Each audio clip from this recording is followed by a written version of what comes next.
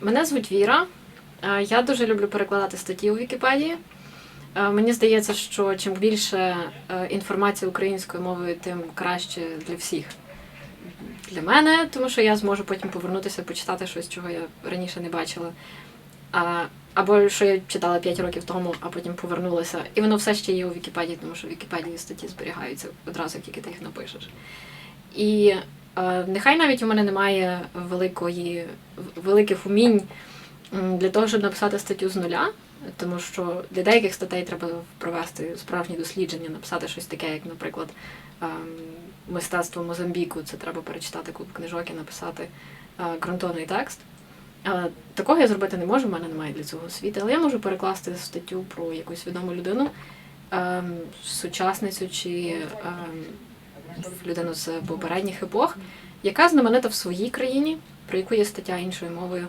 Я працюю з англійською, я перекладаю статті з англійської на українську, і це насправді дуже цікаво. Це вимагає набагато менше зусиль, але має абсолютно не менший вплив. І я знаю, що я можу подивитися на статистику переглядів своїх статей, подивитися, скільки людей кожного дня заходять і дивляться. І навіть якщо це якась одна людина кожні 2 дні, я точно знаю, що моя робота принесла користь тому, хто подивився, хто почитав цю статтю. Можливо, читачі Вікіпедії не читають всі статті із початку до кінця. Дуже часто, коли тобі щось цікаво дізнатися, що це, достатньо тільки першого абзацу для того, щоб зрозуміти, про що мова. Але навіть так, коли я знаю, що моя робота згодилася людям, це дуже приємно, насправді. І щоб було цікавіше працювати людям у Вікіпедії, тим, хто пише статті, я також займаюся перекладом інтерфейсу. Я почала цим займатися так доволі давно, через те, що насправді для того, щоб було комфортно писати статті, треба, щоб були зрозумілі всі можливості Вікіпедії. Їх насправді дуже багато. Є спеціальні сторінки, є всілякі різноманітні додатки, інструменти для роботи із написанням статей, з перекладом, з форматуванням потім, щоб все красиво і гарненько виглядало. І так далі. Мені дуже хотілося, щоб ті, хто не знає англійської, теж могли це зробити. І оскільки переклад інтерфейсу набагато простіший, в принципі, ніж художній переклад, так? Ну, принаймні, я так думаю, то я вирішила цим зайнятися. І є речі, які я роблю постійно. Наприклад, кожного тижня я перекладаю технічні новини від розробників про те, що змінилося за тиждень у Вікіпедії. Можливо, є якісь новинки, які людям обов'язково будуть цікаві, і про які вони могли б не дізнатися, якби не прочитали цього українською.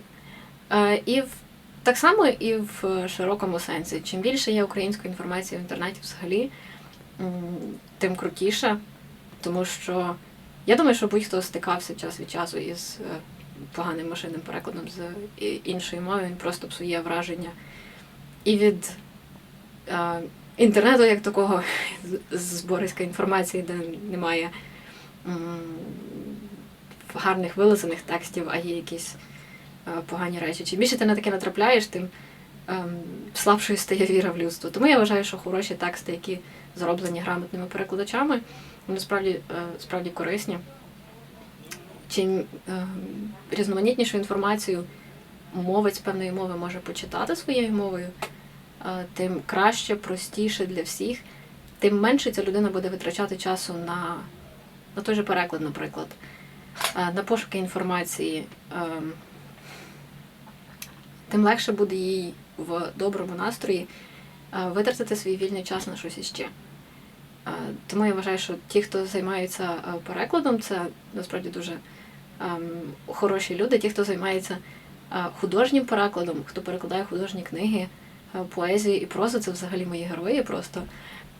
І я дуже тішуся, коли я можу перекласти статтю, наприклад, про якогось письменника чи письменницю із іншої країни, і не просто перекласти вміст статті, яка вже там була, наприклад, англійською, а ще й додати рядочок про те, що було видано український переклад робіт цієї людини. І це насправді дуже велике задоволення.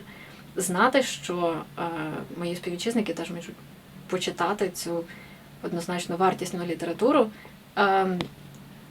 вона однозначно вартісна, якщо автор потрапляє в Вікіпедію, значить він відомий і визначний чимось, так? І що це можна почитати українською, це насправді дуже приємно. Є такі думки, що англійська мова захопить світ, або, наприклад, не англійська, а потім після неї якась інша. Це може бути іспанська чи китайська за різного розвитку подій. Але станеться це чи ні, ми цього не знаємо. І зберігати ті мови, які зараз існують у світі, не менш насправді важливо. Культурне різноманіття – це така особливість людства, яка не може бути переоцінена. Це надзвичайно цікаво, те, наскільки ми різні. Інколи перекладачам може бути дуже складно знайти якийсь відповідник між словами і фразами різних мов, тому що може, наприклад, не бути якогось культурного концепту в історії одного народу, а в іншого бути, і тоді це дуже складно передати. Але в той же час це надзвичайно цікаві випадки, тому що ти розумієш, наскільки люди різні, якими різними можуть бути їхні передумови, їхні історії, як народів, так і окремих людей. Інколи, коли мова йде про фразеологізми, за кожним словосполученням трапляються такі просто бездонні поклади сенсів, якихось історичних явищ, що кожен фразеологізм, по суті, можна розглядати як такий дуже концентрований маленький історичний підручник. Ось. Я знаю, що не всім людям так подобається говорити про мову і слідкувати за цими явищами, як мені. Це, в принципі, нормально. В кожної людини є своє хобі. Кожна людина, на мою думку, має робити те, що їй вдається.